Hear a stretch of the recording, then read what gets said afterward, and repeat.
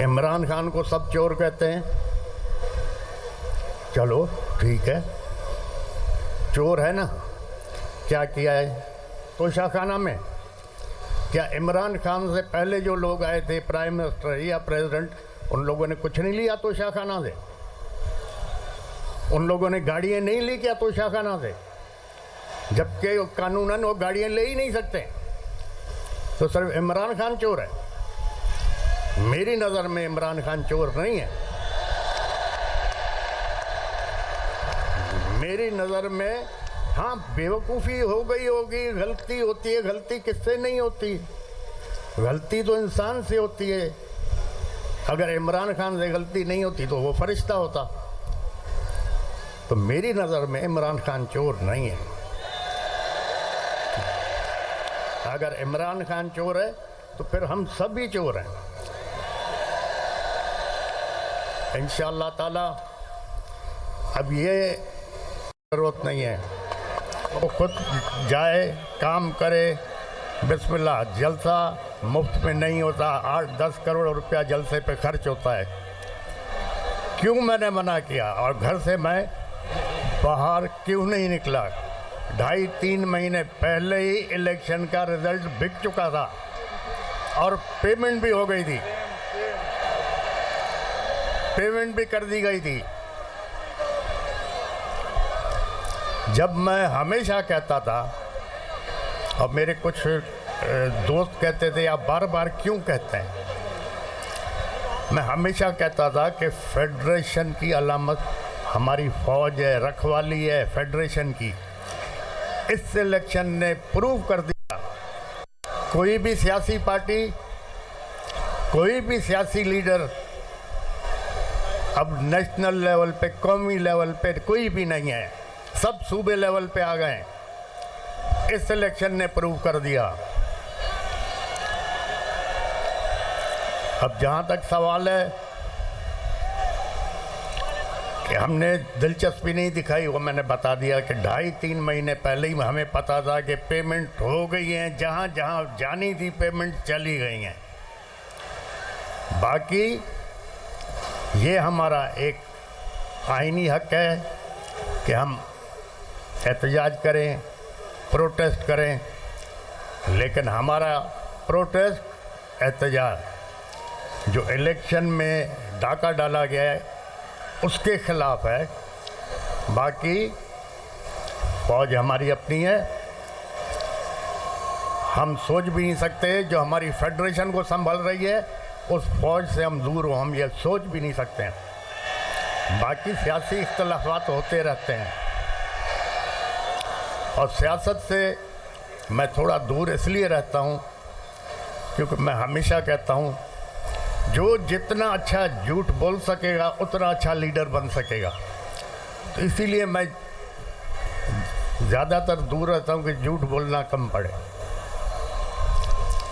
बाकी जहाँ तक इलेक्शन का सवाल है, जो जीता है वो खुद परेशान है, सर पकड़ के बैठा हुआ है, और जो हारा है या हरवाया गया है वो सब हम रास्ते पे निकले हुए हैं।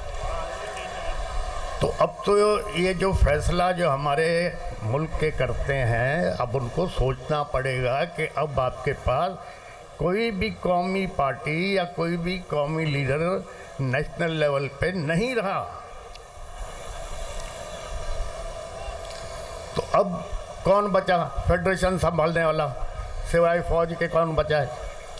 अब फलस्तीन में देखो क्या हशर है, गाजा में देखो क्या हशर है, लोग जूते खा रहे हैं, मर रहे हैं। अगर ये हमारी फौज नहीं हो तो हमारा भी यही हशर होगा। तो हम नहीं चाहते कि हम ख्वार हों, ख़राब हों। ये हमारी फौज है जिसकी वजह से हम इज़्ज़त से भी बैठे हुए हैं, सुकून से बैठे हुए हैं। यही फौज हमारी बॉर्डर संभाल रही है, यही सरहदों को संभाल रही है, दहशतगर्दी से मुकाबला कर रही है। इसी वजह से हम आराम से घूम रहे हैं, फिर रहे हैं। बाकी जहाँ तक सवाल है इलेक्शन का, इस पे भी मैं ज़रूर थोड़ी रोशनी डालना चाहूँगा। अब इंट्रा पार्टी इलेक्शन है। इंट्रा पार्टी इलेक्शन जिस तरह पीटीआई ने कराया, उसी तरह नून लीग ने कराया, उसी तरह पीपल्स पार्टी ने करवाया, उसी तरह फंक्शनल लीग ने कराया। अब उस पीटीआई के इंट्रा पार्टी इलेक्शन की वजह से ये क्या कौन सी है ये नहीं ये भाई इलेक्शन कमीशन, उसने ज़मीन आसमान एक कर दी। अभी जो इतनी बड़ी खरीदो फरोख्त हुई है इस इलेक्शन में, जनरल इलेक्शन में, तो कहाँ है ये इलेक्शन कमीशन, कहाँ सो रही है? इस पे भी तो कुछ बोले। इमरान खान को सब चोर कहते हैं, चलो ठीक है, चोर है ना। क्या किया है तोशाखाना में? क्या इमरान खान से पहले जो लोग आए थे, प्राइम मिनिस्टर या प्रेसिडेंट, उन लोगों ने कुछ नहीं लिया तोशाखाना से? उन लोगों ने गाड़ियाँ नहीं ली क्या तोशाखाना से? जबकि कानूनन वो गाड़ियाँ ले ही नहीं सकते। तो सिर्फ इमरान खान चोर है? मेरी नज़र में इमरान खान चोर नहीं है। मेरी नज़र में हाँ बेवकूफ़ी हो गई होगी, गलती होती है। गलती किससे नहीं होती? गलती तो इंसान से होती है। अगर इमरान खान से गलती नहीं होती तो वो फरिश्ता होता। तो मेरी नज़र में इमरान खान चोर नहीं है। अगर इमरान खान चोर है तो फिर हम सब भी चोर हैं। इंशाअल्लाह ताला अब ये एक कुदरती निज़ाम है। अगर सैलाब आ रहा है या पानी आ रहा है, आप उसका रास्ता रोकोगे तो फिर दूसरी जगहों को डुबाएगा। अब जो ये 2-2.5 करोड़ नौजवान नए वोट आए, वो एक सैलाब था ना। अब जब उस सैलाब को रोका गया तो उसके नतीजे में क्या हुआ? पाकिस्तान की तारीख में पहली दफ़ा आज़ाद उम्मीदवार मेजॉरिटी में जीत गए। सबको डुबा दिया उन्होंने। ये तो पीटीआई के नौजवानों ने, बच्चों ने, लड़कियों ने, औरतों ने एक कमाल करके दिखा दिया। न उसके पास सिंबल, न किसी को निशान का पता पड़ रहा था, और न फिर कोई सोच रहा था कि आज़ाद उम्मीदवारों को वोट मिलेंगे, लेकिन मिल गए। तो अगर किसी इस मुल्क में अगर आप इंसाफ नहीं दोगे, इज़्ज़त नहीं दोगे, तो लोग फिर इंसाफ के लिए अलग रास्ता निकालेंगे। काफ़ी वक्त पहले अखबार पढ़ रहा था तो उसमें लिखा हुआ था कि जनाब 2 या 3 आदमियों को फांसी की सज़ा हो गई। 8-10 साल केस उनका चलता रहा। 8-10 साल के बाद सुप्रीम कोर्ट ने फैसला किया कि ये बेगुनाह है, इनको आज़ाद किया जाए। तो जेलर ने कहा जी आज़ाद कहाँ से करें, 6 महीने पहले फांसी हो चुकी है। अब हमारे पास इंसाफ तो ऐसे चलते हैं। अब सुप्रीम कोर्ट कह रहा है इसको आज़ाद करो, जेलर कहता हमने फांसी दे दी क्योंकि उसको फांसी की सज़ा हुई थी। अपील 10 साल के बाद कोर्ट ने सुनी। तो जहाँ ना इंसाफ होगा, न इज़्ज़त होगी, तो फिर लॉ एंड ऑर्डर तो ज़रूर ख़राब होगा। इंशाअल्लाह ताला अब सोचना यह है कि कानून के दायरे में रहते हुए और इज़्ज़त से इस मसले को बाकी पार्टियों के साथ JUI हो गई, जमात इस्लामी हो गई, और मज़ीद जो भी हमारे साथी हमारे साथ आना चाहें, हम उनसे मिल के उनके मशवरे के साथ इसको चलाएंगे। जहाँ तक मुझे पता है, जो मैं समझता हूँ, जो ऊपर खिचड़ी बन गई है, 8-10 महीने से ज़्यादा ये हुकूमतें चलना ही नहीं है।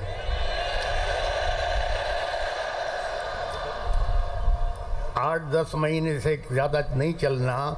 अब पिछले जो 20 महीने हुकूमत थी उसमें जो महंगाई आसमान पे गई है, उससे क्या हुआ है? उससे हुआ ये है कि जो मिडिल क्लास थी वो ख़त्म होती जा रही है। अब इस इलेक्शन के बाद आप देखो महंगाई आसमान पे जाएगी। अब जब महंगाई जाएगी तो आपका मिडिल क्लास ख़त्म हो जाएगा, तबाह हो जाएगा। माशरे को अमीर आदमी नहीं चलाता, न गरीब चलाता, माशरे को मिडिल क्लास चलाता है। जब मिडिल क्लास ख़त्म हो गया तो आपका माशरा ख़त्म हो जाएगा। तो खुदा के लिए जो ये देख रहे हैं हालात किस तरफ हमारे जा रहे हैं, इनको सोचना चाहिए। और ये 8-10 महीने से ज़्यादा हुकूमत चलनी भी नहीं है। हो सकता है अब फ़ौज ने सबको आजमा लिया, अब आजमाने के लिए बचा क्या है? हो सकता है इमरजेंसी डिक्लेयर हो जाए या मार्शल लॉ लग जाए। यही जज उसको प्रोटेक्शन देंगे, यही जज जो इधर बैठे हुए हैं, यही जज लीगल कवर देंगे। तो हालात अच्छे नहीं हैं। दूसरा, मेरे दोस्तों ने कहा कि जी हम बाइकआउट करें इलेक्शन। मैंने कहा नहीं, आप बिल्कुल लड़ें। अगर नहीं लड़ते इलेक्शन तो हम कैसे इन लोगों को एक्सपोज करेंगे? अगर कुछ दोस्तों के कहने पे हम बाइकआउट करते तो ये लोग एक्सपोज ही नहीं होते। अब इतने बुरी तरह से एक्सपोज हो गए हैं कि नेशनल और इंटरनेशनल लेवल पे ये बदनाम हो गए। इस इलेक्शन को कौन मानेगा?